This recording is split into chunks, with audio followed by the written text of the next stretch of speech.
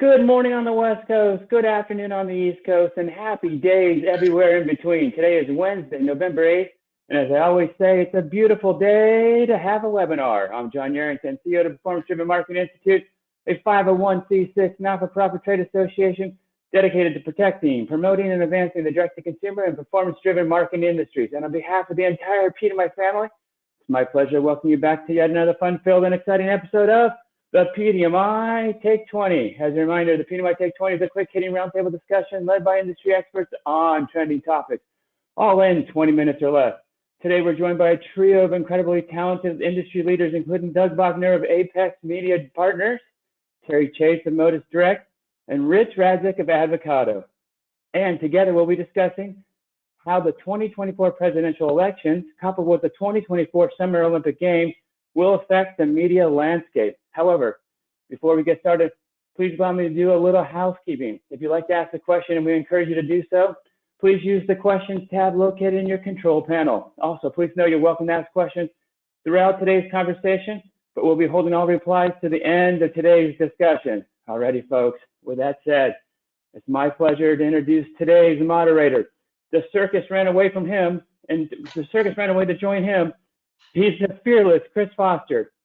Chris Foster is the Vice President of New Business and Modern Postcard and the direct marketing agency located in Carlsbad, California. In addition to his day job, Chris teaches brand strategies at UCSD extension courses, and he's the chairperson of the PDMI's Brand Response Council. As always, Chris, it's a pleasure to have you here today, my friend. Thank you so much. And for the 77th time, because today is our 77th episode, take it away, my friend. Hey, John, welcome in everybody. Happy Wednesday and happy 77th episode. It's November 8th. It was just a day. I don't know if anyone realized it, but yesterday there were elections. And guess what's happening this time next year? The same thing. In addition to that, we're going to be having the Olympics. So it's crazy. Not since 2016 have we had a moment like this. These two massive year-changing events, these superstorms. A highly competitive election and a massive Olympics that come into our lives. And this year, it kind of seems everything's a little bit more amped up. From what I gathered and read, the election seems more competitive and contentious, I don't know, than ever before. And there are more events in the Olympics and more coverage options than ever before, right? There's live, there's streaming, there's going to be stuff on mobile, it's going to be everywhere. So for advertisers, the scenario is a goldmine of opportunity and exposure. But that runs right up against inventory and rates. It's also the most open media landscape in the history of the world, but that also confronts budgets, creative alternatives, and a higher demand for a seamless customer experience. Not only viewing the content, but engaging with the advertisers they want to engage with that are shown and exposed to them in those moments. So the performance marketing ecosystem, it's like the best of times for opportunity and the most challenging of times for execution. It's going to be wild. So we're going to open it up to our experts and dive into the discussion. And Rich, we're going to start with you. From what I've learned, you've got some statistics regarding political spend, especially like this media projection for down ballot advertising. Can you share those statistics with us, please? Yeah, thanks a lot, Chris. And you're right. This is very timely with yesterday being election day. I live in New Jersey, and it really wasn't a big election cycle yesterday, just some small local state Senate races. But for 2 months, I was inundated with political advertising. My mailbox every day was stuffed with some type of pamphlet or flyer from some type of political organization. That's something Chris could probably appreciate. Every day when I turned on the TV, some serious political advertising, like it would be like 2 or 3 in a pod. For the past week, I was getting text messages from various political organizations, and then actually getting phone calls in my house. So the political landscape is crazy. And also this is very timely, piggybacking on PDMI West. In my conversations with all my agency partners, we talked about how 2023 was going, but most people were concerned about 2024 and the political election. I didn't even ask them. They just were forward with that, saying, yeah, I'm a little concerned about the political election and how it's going to impact us. So I think I have some pretty cool numbers, thanks to my friends at Ad Impact. that track political advertising. I had a good conversation with them earlier this week. So I'm going to show you some numbers that'll hopefully open some eyes on what potentially will happen next year. So this first slide gives you the landscape on what happened from 2016 to 2024. And the first thing that really jumped out at me when I saw this slide was what happened in 2016? Why was there only 2.6 billion spent? And the simple reason for that was that Trump really didn't advertise that much. He relied on his rallies and news to get his message out. 2018, it almost doubled. Obviously, that was a midterm election between the Houses and Senate, so that grew.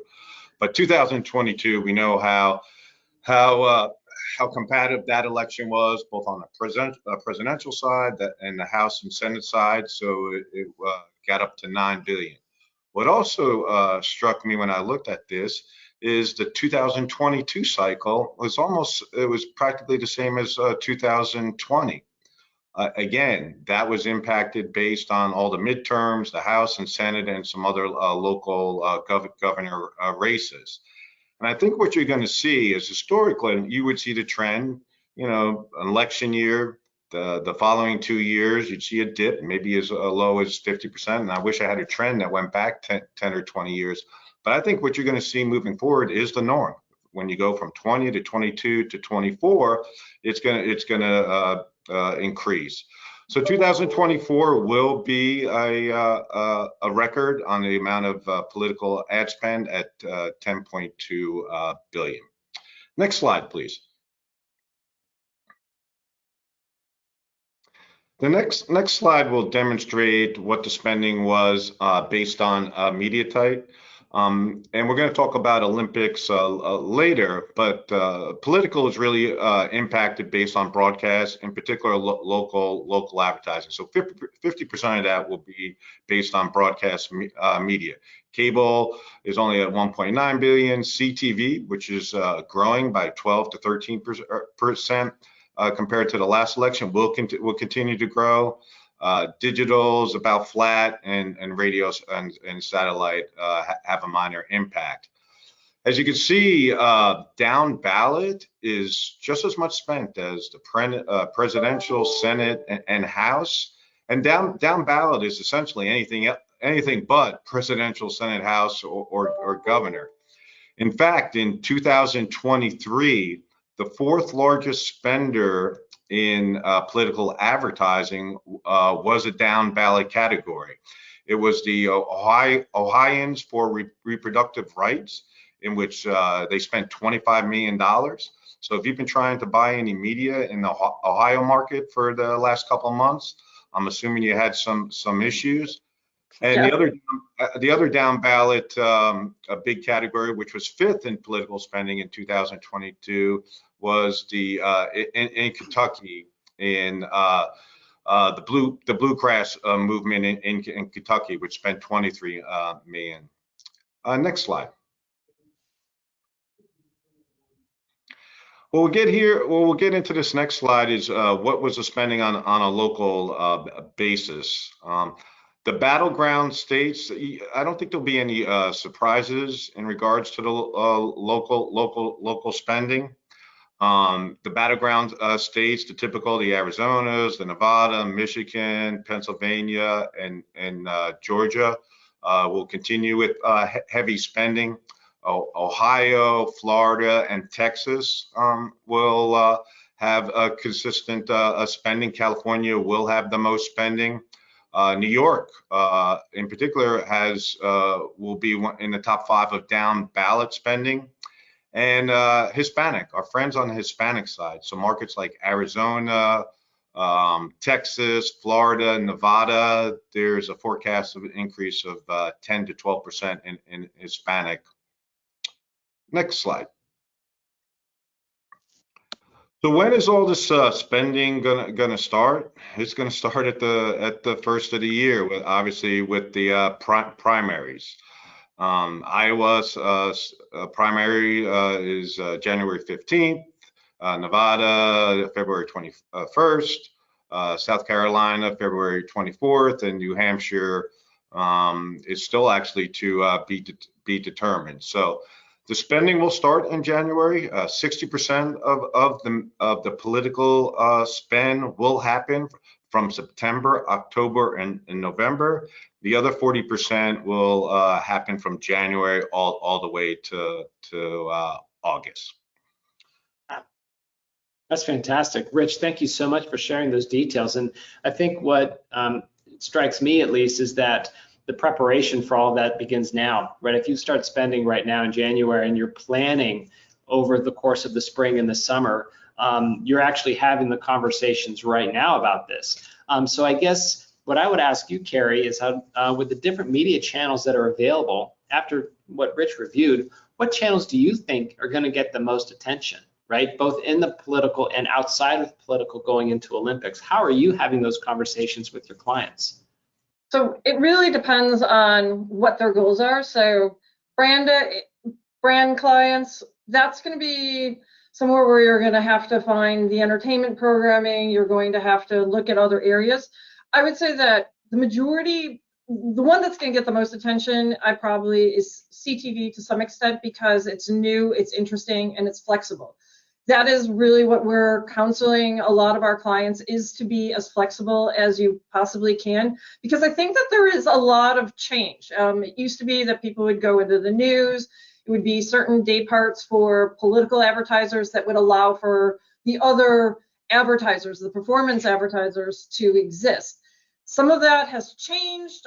Sometimes you need to be flexible both on the broadcast side and the cable side. Traditionally, what I see is that the political advertisers will stay on the broadcast side of things, where that opened up cable for my performance side of the coin, both from a national standpoint, which worked really well, because national cable tends to be a very performance-friendly media channel. And then also we would find, if we had clients that were very specific in, we do a lot of Medicare Advantage, so you have to be regional. So then you would do local cable. What CTV does is it opens up that opportunity for us to be both local and also to not have to be, to kind of buy based on impressions, where we would have difficulty making that work on the local cable from a performance side, if you're following the bouncing ball. So, sure, no, that makes again, a lot of kind of all adds up to being flexible and being able to shift and really kind of having your KPIs aligned so that you can make those transitions when and where it is applicable. But I think the CTV, what we've seen, the growth from 2016 to what it is today, and being able to have an advertising agency that is able to navigate that well, will be the difference maker in this new, for 2024. That's the biggest change.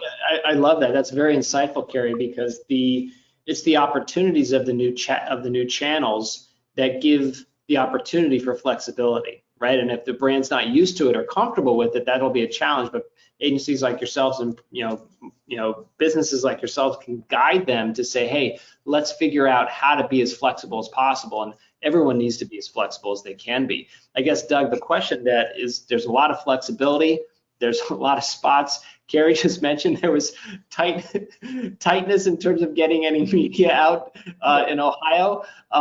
Is there going to be an inventory crunch, especially on the linear side? And if so, what does that look like, and what might it mean for rates?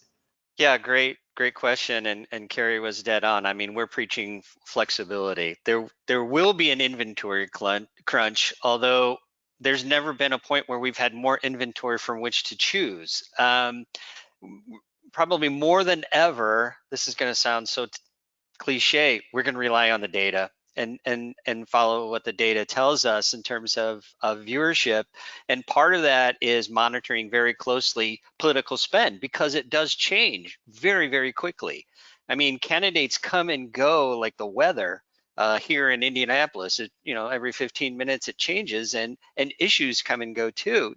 When someone pulls out or someone sees a competitive race that they didn't think was competitive, and all of a sudden they enter the market spending, millions of dollars, obviously that creates an inventory crunch, and rates increase. But being on the performance side of things, Chris, I mean, we know what works. So when I think of rates going up, I just think of, well, I can't buy that. It's not like Yeah. it's going to cost me more. I'm just not going to buy it. I have to Sure. find that alternative. And one more thing I'll mention too, and Rich had some tremendously frightening data there. A part of our business is also representing broadcast stations, and I have a small group of stations in rural Louisiana, Lafayette and Alexandria, Louisiana, and we're booking political. I mean, that's almost incredible to me that the CW in Lafayette and the Independent in Alexandria, Virginia are on the radar of political advertisers. So there is literally no stone unturned in the space. And one last thing I'll mention too that we're telling our clients is consider your creative. More than ever, you need creative that stands out. Even if it's poking fun at the political environment, in some cases that can be very interesting and draw attention to yourself. But we're really asking them to leverage their creative against what they're facing from pressure on inventory. I actually had one question, or kind of, I will be interested to see how much of the political spend moves to CTV to open up maybe perhaps a little bit more breathing room on the broadcast side of things, because you are able to target exactly what you want, depending on whether it's an issue or to conquest or to go after. You can be much more specific with all that data. There is part of me that's hoping that it will allow, I do, as I said, a lot of Medicare Advantage, and that goes right, the lines, that first month of October is just deadly because you're going into, I had Ohio, I had Cincinnati, which had both the Ohio issues as well as what you had mentioned, the Kentucky, because it's right there on the border. And, it's a year out and we were still getting slammed. So I would love for political, I'm putting it out there, I love political campaigns to really to invest in CTV so that they can go after exactly who they want to help a little bit for the rest of us. I did look at, I'm sorry, Chris, go ahead. No, please. Well, I did look at some data back from 2020, and we saw major brand advertisers sitting it out, just absolutely sitting it out. And that did create opportunity for the performance space. Now, it wasn't on the national side, it was more regional and market specific, but that did create opportunity. And I guess, I hate to sound like a broken record, but we had to be ready and willing and have the flexibility to take advantage of those opportunities as they presented themselves and when we saw them. Yeah, and jump in. I love that idea of again, it goes back to flexibility and being really prepared for when those moments open up. But Carey, to your point about the targeting, I'm actually going to be curious, and this is where I know nothing, Jon Snow, when it comes to the data and targeting younger voters, right? Because we know that CTV skews a little bit younger. We know it's a large group. It's a huge cohort that could have a major influence on the vote. So I'll be curious to see if there's any data coming out of the recent election and ballot initiatives in Ohio and Kentucky to see demographically the way the ads connected, to see how that plays out.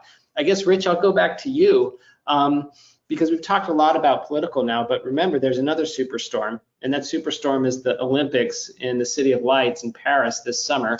What are some key data points that we should be knowing about that second superstorm?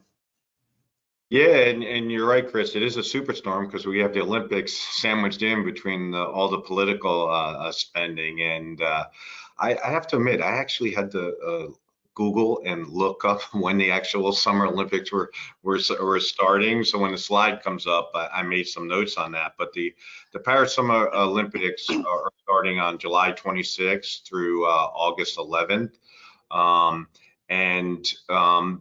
The unique thing about it, obviously with the Tokyo Olympics the year before, there's only a 6-hour time difference between us and Paris. It's 12 plus with Tokyo. So the viewership is expected to be higher. Obviously, it's the opposite of political advertising, where it's more impacted on the broadcast local side. The Olympic advertising will be limited to a national on the NBC affiliates. I'm looking at my notes since the slide isn't up, but the 2024 revenue for Paris is expected to exceed the Tokyo Games, which is 1.75 billion. The Paris 2024 will break the amount of broadcast hours on the NBC network, so there'll be a ton of hours and ton of advertising. Obviously, it's going to also air on all the Peacock networks and affiliates and stations. Some of the numbers here are Peacock will air 329 medal events live for the Summer Games for streaming services. So it's going to be interesting how that works. And then they'll have full replays on all the NBC programming. With the other networks, Telemundo will have extensive Spanish language coverage, so there'll be obviously a lot of spend on there. And then their affiliates or cable networks, CNBC, GOF, USA, Network E, and Universo. So there will be a ton of dollars spent. It'll be limited to certain stations and networks. So it's a little different but political, but obviously it's going to impact the inventory if you're expecting media on that. Yeah, I'm looking forward to it. I also think too that you mentioned the time difference. I think that's going to impact viewership a lot. And also I'm curious about Peacock streaming, right, to see how that plays in. I watch EPL on Peacock and their replays are fantastic. Like the mechanism of seeing it and viewing content when you want is really well done. So I'll be curious how they blend the live and the replays as it comes in from a content standpoint. And I guess, Doug, I would ask you, so Rich, you said Olympics are in June 20, or July 26th, August 11th, right?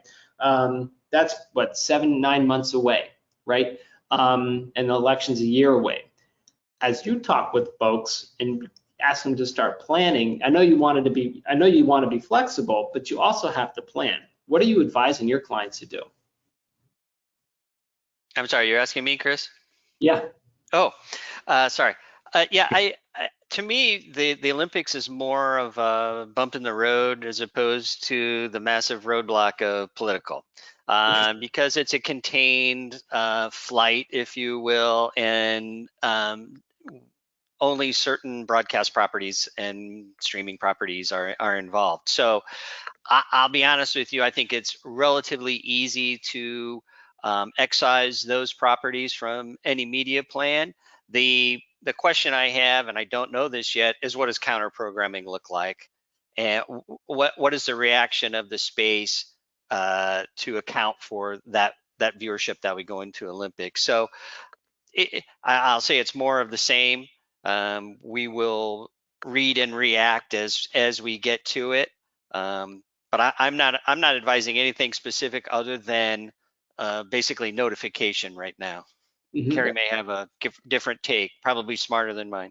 No, I don't have a different take. I just have the one thing that I have noticed.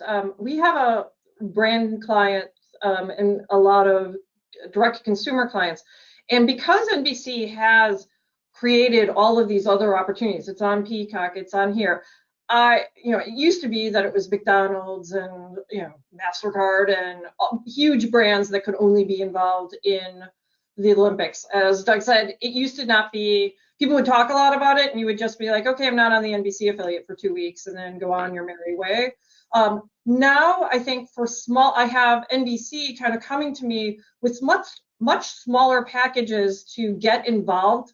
I think the entree for participation for clients to do social and to do kind of a larger, a smaller, larger marketing effort is a possibility for clients that might have thought that the Olympics were out of reach. So that is really the only change that I've seen. Agree 100% with Doug in terms of, from a planning standpoint, it's sandwiched between, I have pulled out, in addition to the Olympics, The Republican convention goes right up against it, 7/15 through 7/18. Prior to that, the primaries go from January all the way to June. So it is one thing after another. And then the Democrats, their convention is a week after. So it's Republican a week, Olympics a week, and then the Democratic convention. Then you have Labor Day, we all celebrate, have a beer, and then it's right back to, and then you're looking at the long road to 11/5. And so planning, Chris, to your standpoint, is key.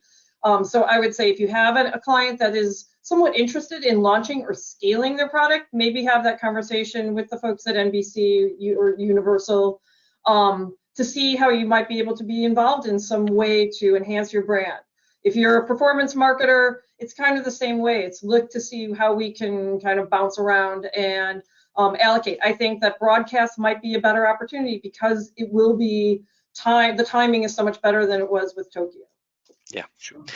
Yeah, I think that's a great point, Carey, that it does open up opportunity for much smaller marketers to participate at a level that they couldn't possibly, entree was impossible for them. And you forgot one event. What is it, April 8th or 18th? I can't remember. The eclipse. We haven't talked about the massive impact. I actually have travel plans for the eclipse. That's hilarious. Advertising during the eclipse. Well, this is fantastic. This has been a fantastic discussion, you guys. I'm sure we have some questions from the audience. It's a good time to get to those. Hey guys, way to rock the audience here. You got them all interested and excited. We got time for a couple, so let me throw them at you and see what you want to do here with these. But what kind of advice can you offer media planners when it comes to 2024? Basically, are there some must-dos and some must-don'ts that you can share? Must-do is talk to your clients and manage expectations because, as Doug said, you can sit out, but I know when you have to run, again, Medicare Advantage is a huge part of the performance media spend. You can't just sit out, three-quarters of your AEP. So you have to manage clients' expectations. Now is the time that you're doing those budgeting. Now is the time that you're doing your projections. You need to have that honest conversation with your clients because it will impact, especially if you're looking, if you're in Pennsylvania, if you have Ohio, if you have Michigan, if you have Wisconsin, if you have any of the states that Rich had mentioned, things are going to be a bit tougher. Doug, when you said that CW is getting political, because my one area that I love to live in is MeTV, so it's on the radar. They know that older people are watching it. It's not just going to be relegated to the news on NBC and CBS. It's just going to be all over. And as good stewards of money, you just have to be honest that there is a certain amount that you can do, and you can try to navigate in broader rotations and try to find the little pockets and to look to the data to mine that. But it is just going to be harder. 4 years ago, I thought I would convince the client to do long form, and then we did long form, and then the political the stations were changing their overnights to rerun news. And my long form that I thought would kind of navigate from at least have some media spend, those all got blown out. So you just have to, you try to find the areas, but being honest with your clients is of the utmost importance. Yeah, I think that's absolutely right. Having those discussions right now, and like Carey said, managing their expectations. My one piece of advice is don't try and lock into one strategy right now or a set of tactics that you think are going to work, because they are going to get thrown in the blender. Yeah, and Doug, I think made a very important point earlier in regards to political. It can change in a heartbeat. So if someone does jump out of a local race, that inventory pops open for you. So you need to stay on top of the local races and be able to pivot quickly. Great feedback, you three. Thank you so much. Carey and Doug touched on this next question at the beginning of this conversation, but I want to throw it back at you anyway, so I think it's a good one. With access to so many media options in 2024, linear, CTV, streaming, digital, social, right? Do you think that advertisers can avoid inflated inventory costs and still find media that performs in 2024? Yes. Yes, I absolutely believe that. It's going to be harder to find. I'm sorry to report, but it absolutely is out there. Chris mentioned earlier about the younger audience because of cord cutting. I think was what you mentioned. I mean, I'm excited about the diginets. We're seeing great performance on the diginets right now.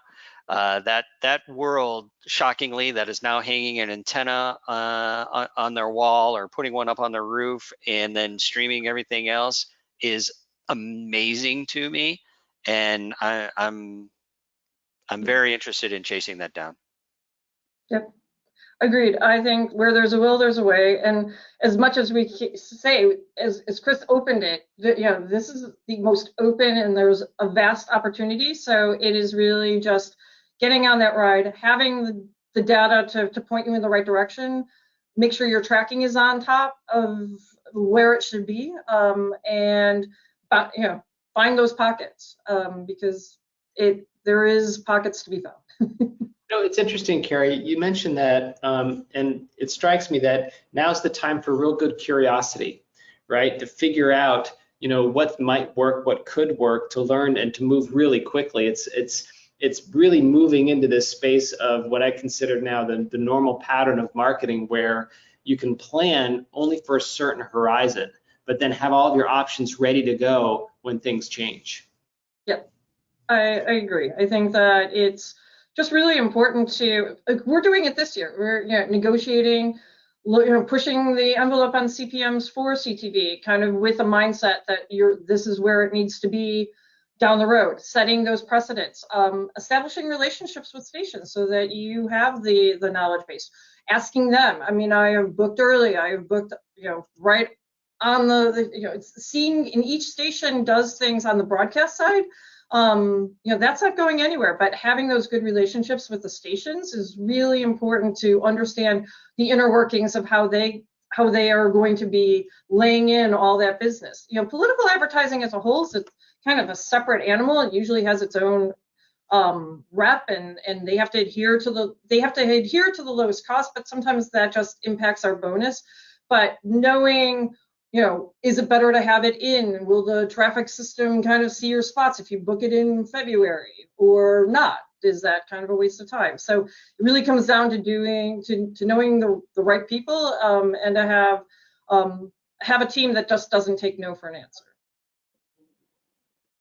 Great feedback. Here's a kind of a longer question, but an interesting one. So I'm going to throw it at you guys. It seems like Q3 will be the most heavily impacted, with all the NBC outlets affected starting in late July. Then when the Olympics and campaign spend everywhere starts ratcheting up after the conventions, what's your prediction for the strongest impact in Q3 and the first 5 or so weeks of Q4? I'm not sure I'm following the question. The strongest impact in what way? Maybe Carey, you caught it. I don't know. No, I was kind of hoping that. I agree. Impact on rates, impact on inventory. I don't know. I mean, I'm sorry. Yeah, that's a good point, Doug. I would say, overall in general on campaigns, the strongest impact on the effectiveness of campaigns. How about that? Yeah. I mean, Q3 will have that window between the end of the primaries at the beginning of June and before you get to the Republican convention, which will really, I don't know if that will, well, we'll see. If it's the Trump show, then it's the Trump show, but if it gets interesting, then it could actually, who knows? But those are only 3 days. So I would say I would plan for early third quarter. If I had a client that was really third quarter was important, the third part of third quarter is going to be much better than the latter half. Yep, agree. Good feedback, guys. Great conversation. Let me come back in here and close things out. We went a little long today, but that's okay because this was a really interesting topic. And to everyone watching today, my apologies for the technical start, some technical difficulties. We started a little late, but we managed through. We were ducks on water today, and everyone here did an awesome job. So Doug, Carey, Rich, Chris, honestly, a great conversation. Thank you so much. Folks, I hope you enjoyed the conversation as much as I did today. Before we close out, I'd like to take a moment to invite you to join us for our next episode of PDMI Take 20. which is hosted on Wednesday, November 15th, next week. We skipped a week last week, so we're a little bit off schedule, but next week we'll be getting back on schedule. And Chris had a wedding to go to, and I think everything went well there. It did. Thank you. But we'll be back on November 15th, 11 a.m. Pacific, 2 p.m. Eastern. I'd also like to let you know the registration and housing for the PDMI Spring Conference, PDMI East, scheduled April 8th through 10th in Miami, is now open. And remember, there's no better way to support the PDMI event than by purchasing your attendee badges and staying on site at the host hotel. To get your attendee badges and your hotel rooms, please visit thepdmi.com. That's thepdmi.com. Thanks again, everyone. Awesome to see you today. Great job to our speakers and panelists and moderator. Make it a great day and see you next time. Thank you. Bye-bye. Thanks. Bye.